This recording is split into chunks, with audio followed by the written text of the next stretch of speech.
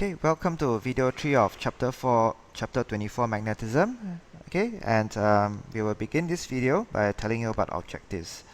Okay, so we will explain how magnets and binary numbers are used to store data. Okay, so basically at the start of video 1 I mentioned that the magnetic stripe is used to store data. Okay, the magnetic stripe on the credit card. So how do you actually prove that the magnetic stripe is actually magnetic? Okay, so basically you can sprinkle some iron filings on the magnetic strip. Okay, shake the card to remove the loose filings. Okay, and then you see actually the iron filings are actually in stripes. Okay, and where the iron filings stick to the stripe is actually telling you where the areas are actually have magnetism. Okay, so it's actually the magnetic strip is not actually completely magnetic, but only some parts are, and you can see where they are with the iron filings.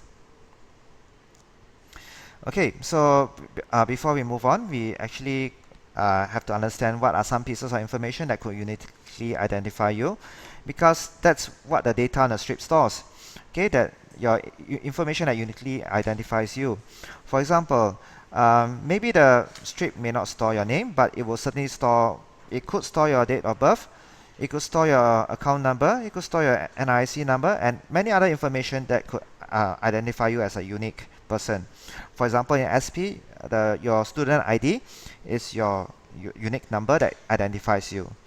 Okay, so the magnetic stripe would store some of all this information that uniquely identifies you. Okay, so what happens when you swipe the card? So basically, when you swipe the card at the machine, the machine knows that you are present because you need a human to actually move the card through the machine. Okay, so the machine reads the information in the stripe. Okay, and how does it read the information in the stripe? Okay, the stripe, as you see, parts of it are magnetized, and this magnetism could either be these parts could either be magnetized to either north or south. So, for example, part of the stripe could be like this, yeah, south, south, south, north, north, south, south, north. Okay, so how does this store data? So if you realize that if magnets are either north or south, this can either be converted into 1 or 0. Okay, so actually, since we know magnetism is either north or south, it's a case we can use binary numbers to represent the magnetism. So for example, if we treat south as 0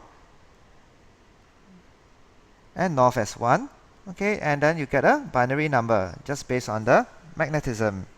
Okay, so, and of course, what does this magnetism, what does this south, south, south, north, north, south, south, north give us? Is a binary number 0, 0, 0, 1, 1, 0, 0, 1, and of course then you can convert this into a decimal number. Okay, so basically, if you remember, this is a position of 2 to the 0, 2 to the 1, 2 to the 2, 2 to the 3, 2 to the 4, okay, 2 to the 5, 2 to the 6, and 2 to the 7. Okay, so sorry. Okay, so therefore this magnetism here is translated to a binary number, and the binary number can be translated to a decimal number. So 1 times 2 to the 4 plus 1 times 2 to the 3 plus 1 times 2 to the 0. So this is equals to 1 times 16 plus 1 times 8 plus 1. So this equals, this set of magnetism here actually represents the number 25. Okay, right. So basically the machine reads the information by detecting the magnetism, whether it's south or north, and converting it to binary numbers.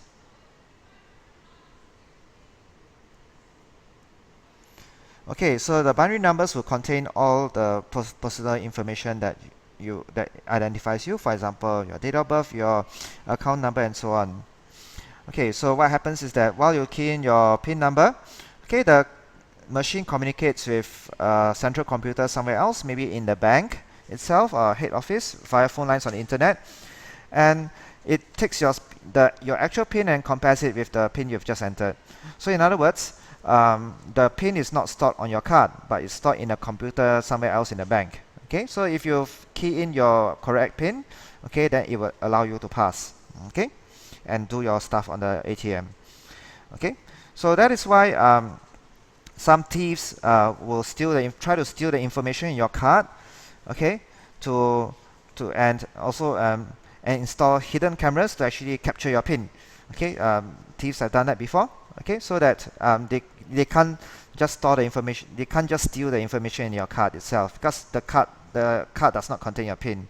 Okay, so they need to have some way of stealing your PIN as well. Okay, so okay, to summarize, okay, basically the data in the stripe is sent to the bank. Okay, the bank, the central computer gives the ATM your PIN, and the ATM compares your PIN with the PIN you've entered, and if both of them are the same, then it will allow you through. Okay, so now it's a good time to just remind you to be careful with your personal information.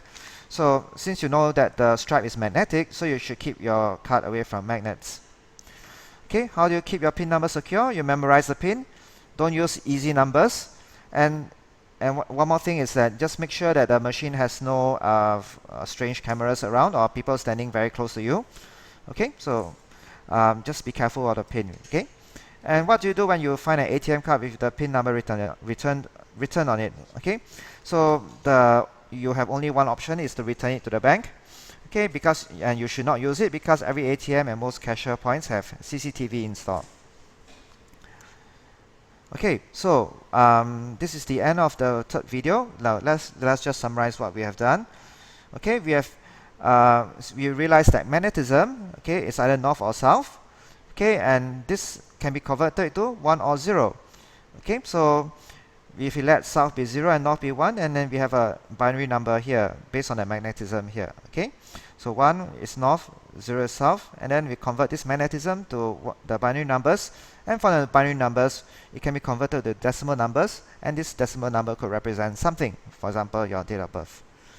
Okay, so this is the end of the magnetism series of magnetism videos. You are now ready to complete the online quiz, and remember, you have unlimited attempts, so try to score full marks.